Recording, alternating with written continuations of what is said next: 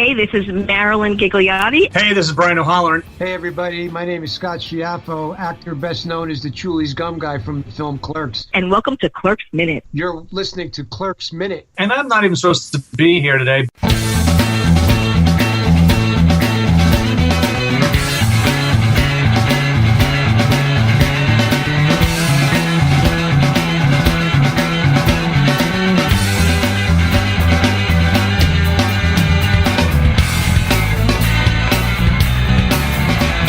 Hello, everyone, and welcome back to Clerks Minute, the show where we break down the 1994 Kevin Smith classic One High Society minute at a time.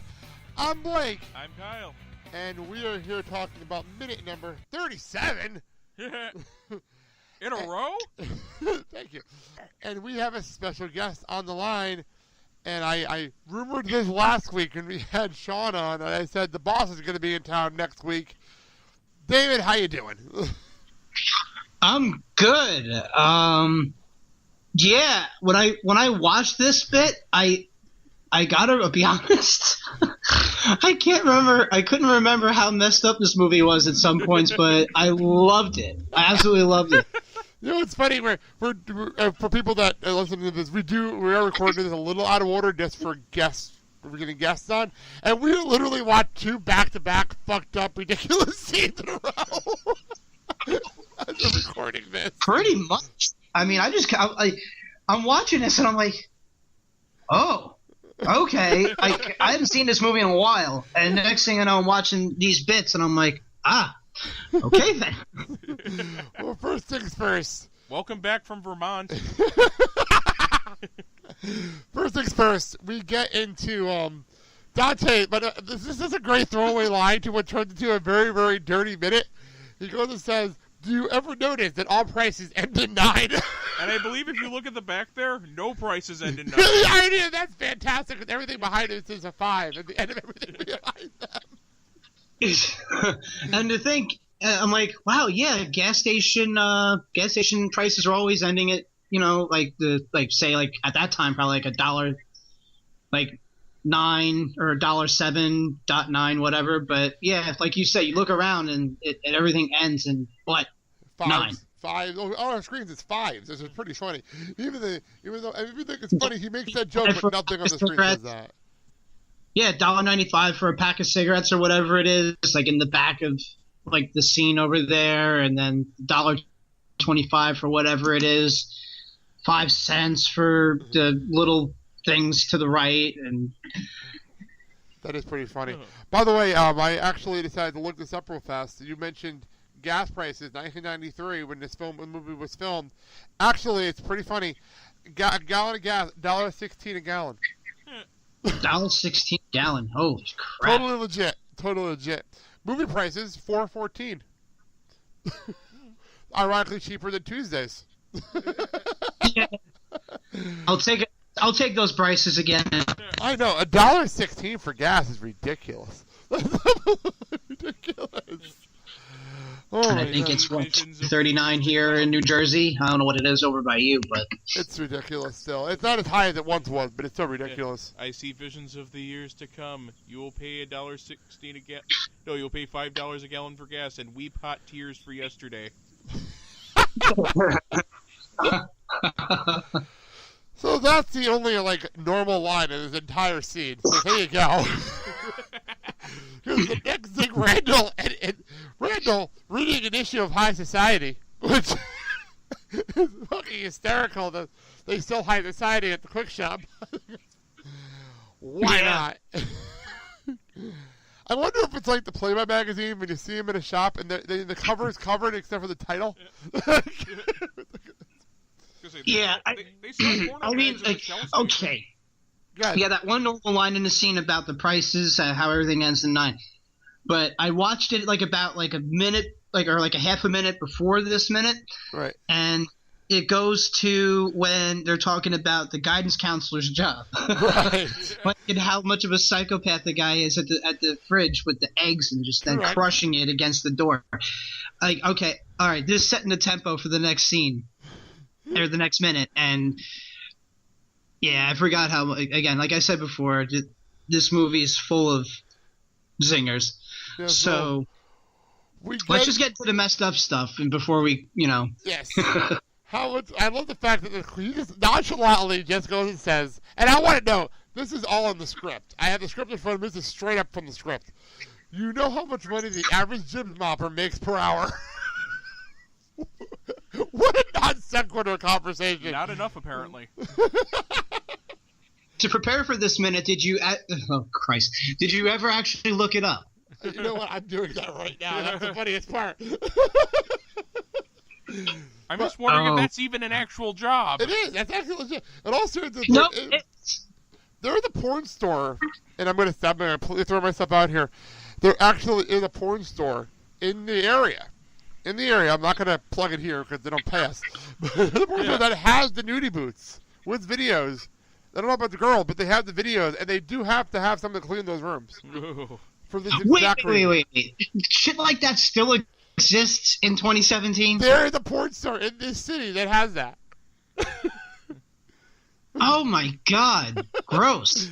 There are rooms where you can watch movies, jerk off, and then someone has to clean those rooms up.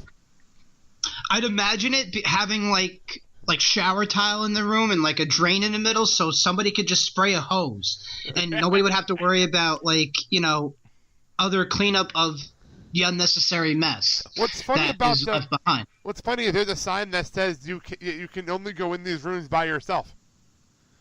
This implies that somebody has gone in there before, either to fuck or have a blowjob. Pretty much. Either fuck or just just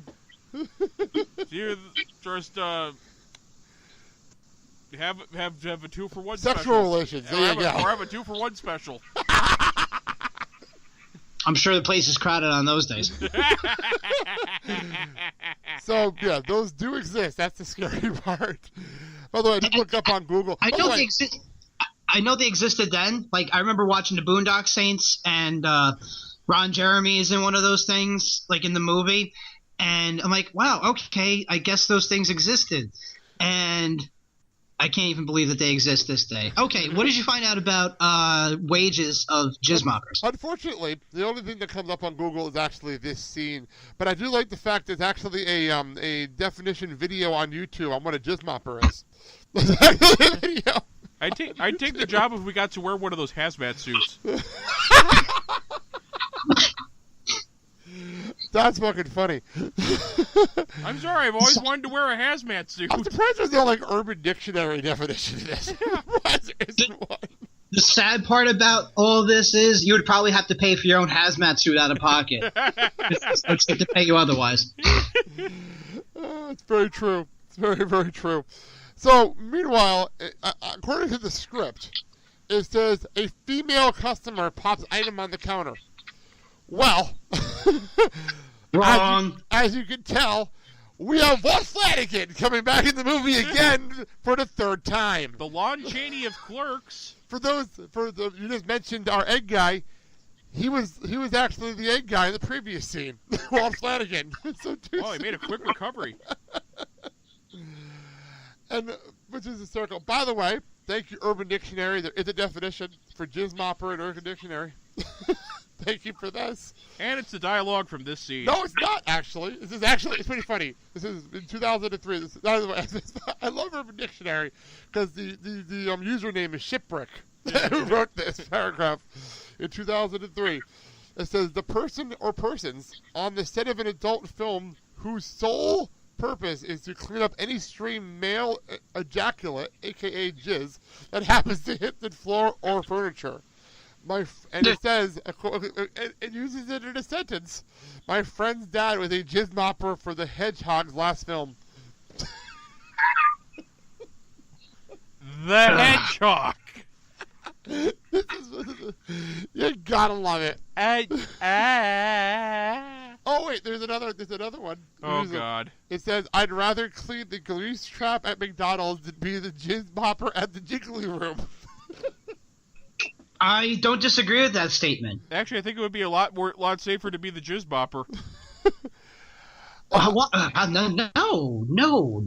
Hey, you don't have to risk getting burned by the grease trap. You can't catch sexually transmitted diseases from whatever grease decides to crawl out of fucking McDonald's. It's a true point. It's a valid point. How do you know the grease doesn't have STDs in it? Ugh, gross. I'm so glad I barely eat the McDonald's anymore. I'm so glad I'm on Weight Watchers right now. It's almost like the movie Minute or Waiting. Excuse me, the movie Waiting, when people do disgusting shit to other food. Yeah. Ugh, gross. But by the way, not to get off track even more, You're allowed. I actually looked up Jizz Mopper's salary, Okay, go for it. and I found an article from Vice in 2004. Basically, it's like, I guess, like something that's like illegal in most places. Supposedly, this guy that they interviewed works out of Kansas City, and in this part of the article, it says, quote, "How much do you make?" The answer is minimum wage. I'm afraid you'd think it would be an 80 an hour, but it's all about supply and demand. If I quit right now, I don't know what I'd do, and I'd probably be replaced in a minute. Wow. You know, it's funny. I can see that guy because they're trying to keep their identity, and he's trying to he has his face covered up like on the news. No, they actually had this. I think they had this dude's picture on the article, unless it's the author's. Unless it's the author's picture. But the dude has like one of those like porn stashes and everything. Of course he does. So it's actually, looking at him, it's actually pretty wicked, and the job suits the way he looks. Wow. So that's fucking funny. That's fucking funny. Yeah, like you were going on with him, his face blurred in the news. He had his voice digitally altered to sound like Steve Allen.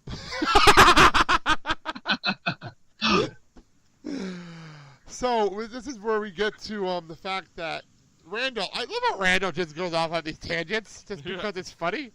And he starts talking about how there's a little booth with a window between you and this naked woman. Sounds like a glory hole, personally, in my opinion.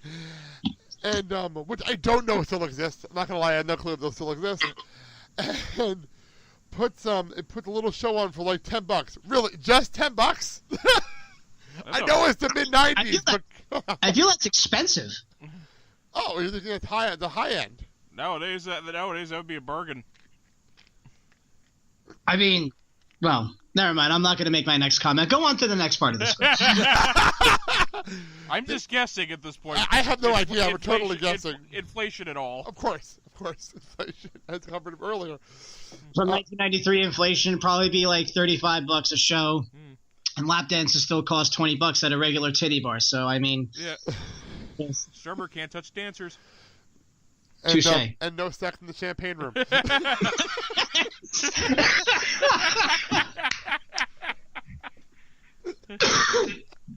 Oh, beautiful. Go ahead. So, back to Randal. He says, think of the weirdest, craziest shit you'd like to see chicks do. These chicks do it all. They insert things into any opening in their body. Any opening. Okay, I'd like to see a woman reading Kurt Vonnegut while tap dancing and juggling road flares. I mean, according to Quagmire, women do have a fourth hole.